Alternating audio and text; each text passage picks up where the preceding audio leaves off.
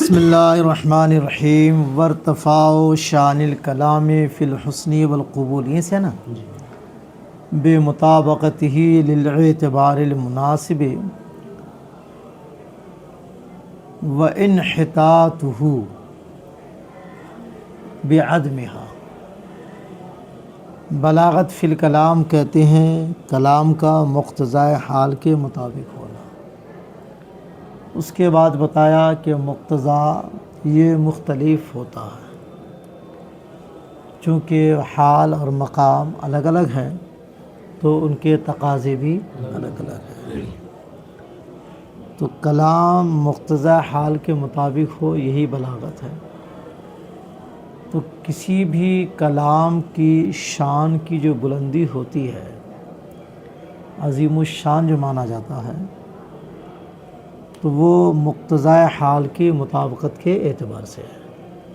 یعنی اس کلام میں مقتضائے حال کی مطابقت جتنی پائی جائے گی، اس کی شان اتنی ہی بلند ہوگی، وہ کلام اتنا ہی حسین مانا جائے گا، اور علماء بلاغت کے یہاں وہ کلام اتنا ہی مقبول ہوگا۔ اور اس کی شان میں انحطاط اور پستی جو آتی ہے، مقتضائے حال کی مطابقت میں کمی کے اعتبار سے، یعنی اس مطابقت میں جیسے ہی کمی آتی جائے گی، اس کی شان میں بھی پستی آتی جائے گی۔ تو کوئی بھی کلام ہو جو بلیغ کلام ہے، کلام فصیح ہے، وہ عظیم الشان، اس کی شان کی بلندی مقتضی حال کی مطابقت کے اعتبار سے ہے۔ آ رہی سمجھ میں؟ ہاں۔ مقتضی حال کے مطابق کیسے کریں گے؟ تو کہہ رہے ہیں کہ وہ جو متکلم ہے، کلام کو جو استعمال کرے گا تو اہل بلاغت کے استعمال شدہ جملوں کے حساب سے کرے گا۔ یعنی انہوں نے جس طرح کی ترکیبوں کا لحاظ کیا ہے، انہی کی روش پر اپنے کلام کو استعمال کرے گا۔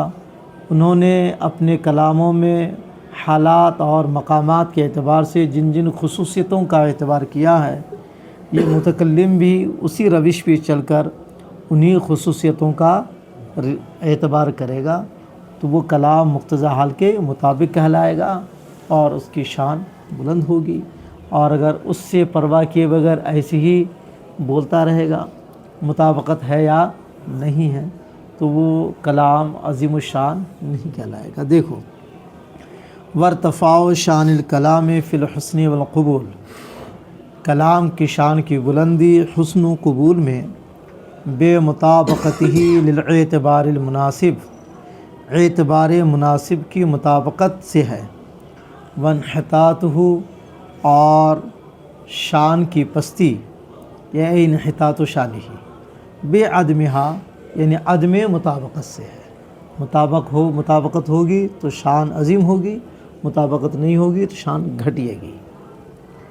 اے بعدم مطابقتہ للاعتبار المناسب، یعنی اعتبار مناسب کے مطابق نہ ہونے کی وجہ سے ہے۔ اعتبار مناسب اسی خصوصیت کو کہتے ہیں۔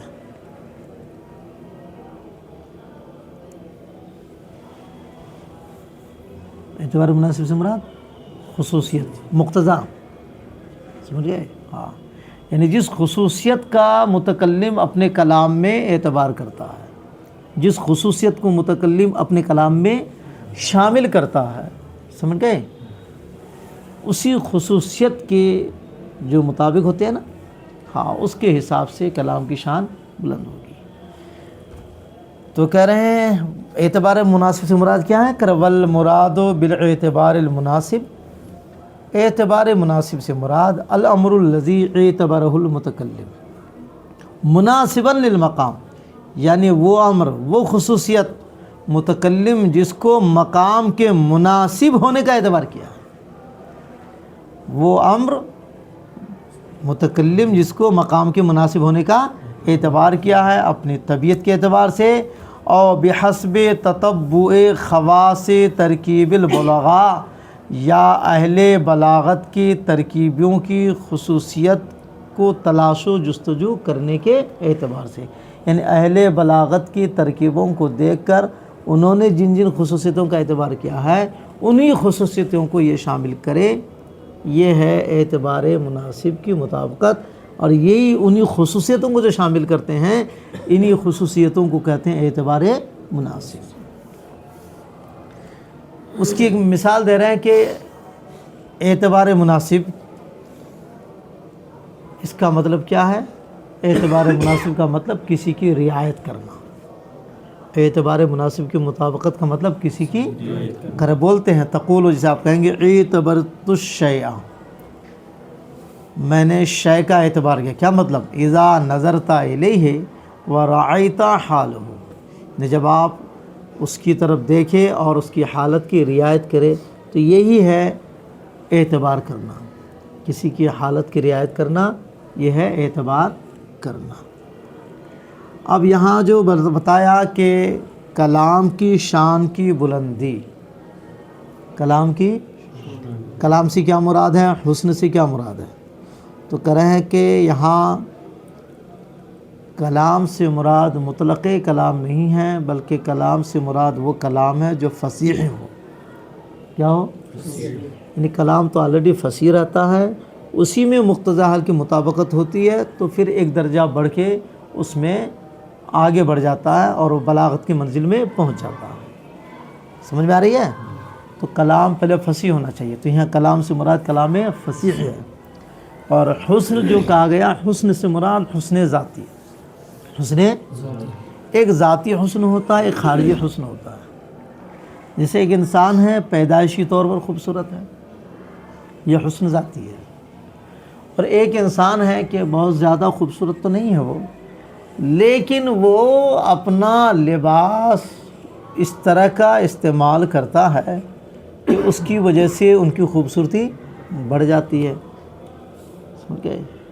جیسے کہ کچھ لوگ ہوتے ہیں وہ ایوا لگا لیتے ہیں، ہے نا، ابھی وہ صحیح صاحب کا فوٹو وائرل ہو رہا ہے نا، وہ ایک ایوا لگا لیتے ہیں، پھر کچھوی تاج لگا لیتے ہیں، تو اگرچہ وہ ایسے نفس الامر میں کوئی خاص اچھی شکل والا نہیں ہے، مگر وہ لگا کے پھر وہ اسٹیج کی لائٹنگ میں جب بیٹھتا ہے نا تو لگتا ہے کہ ہاں بھوکال بن گیا ان کا۔ تو یہ حسن ذاتی نہیں ہے، یہ حسن ذاتی نہیں ہے، یہ حسن تو عارضی ہے، خارجی ہے۔ کیا ہے؟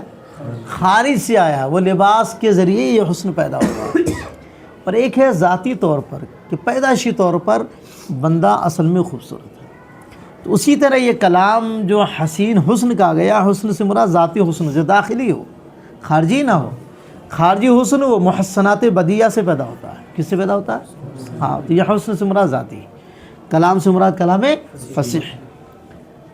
سنیے، وَأَرَادَ بِالْكَلَامِ الْكَلَامَ الْفَصِيحَ، اور مراد لیا کلام سے کلام فصیح، وَبِالْحُسْنِ الْحُسْنَ الذَّاتِي، اور حسن سے مراد حسن ذاتی ہے، الداخل فی البلاغت، جو بلاغت میں داخل ہیں، دون العرضی الخارج، وہ عرضی خارجی وہ عرضی جو خارج ہے وہ حسن مراد نہیں ہے۔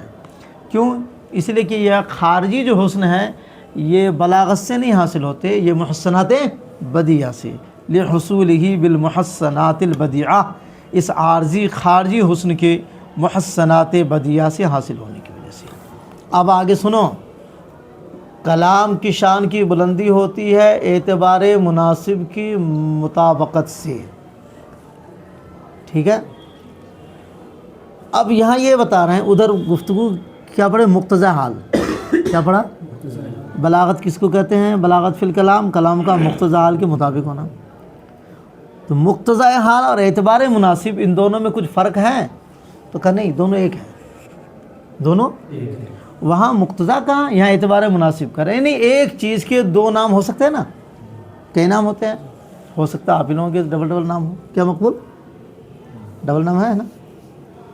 ارے جھوٹ کیوں بول رہا ہے؟ گاؤں والے کچھ کہہ کے پکارتے ہیں اور پھر اصلی نام کچھ ہوتا ہے، یہ عام طور پر ہوتا ہے، ہمارے ملک میں رواج ہے یہ، دوسرے ملکوں میں ہے یا نہیں ہے ہم نہیں جانتے، لیکن اپنے ملکوں میں تو رواج ہے یہ، سمجھ گئے؟ کسی کو کچھ کہہ کے پکارتے ہیں، کوئی پیار سے، اور بھی کچھ، کوئی لاڈلے کہہ کے پکارتے ہیں، کچھ کہہ کے پکارتے، اس طرح پکارتے ہیں۔ تو نام بدلنے سے حقیقت نہیں بدل جاتی ہے، نام بدلنے سے حقیقت نہیں بدلتی ہے، سمجھ گئے؟ تو ایک چیز کے کئی نام بھی ہو سکتے ہیں۔ زبان کے اعتبار سے بھی نام بدلتا ہے۔ وہ ایک لطیفہ ایک صاحب سنا رہے تھے کہ 2-3 آدمی تھے، کہیں راستے میں ان کو کچھ پیسے مل گئے۔ کیا مل گئے؟ تو یہ کیا کریں گے؟ تو خرچہ لوگ کچھ خرید کے کھا لیتے ہیں۔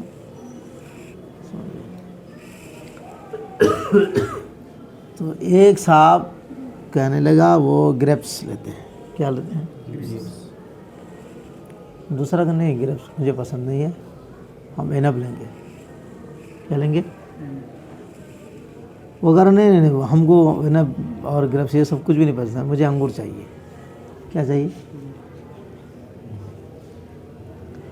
تو چلو ایسا کرتے ہیں، تو اپنے حساب سے لے لینا، میں اپنے حساب سے۔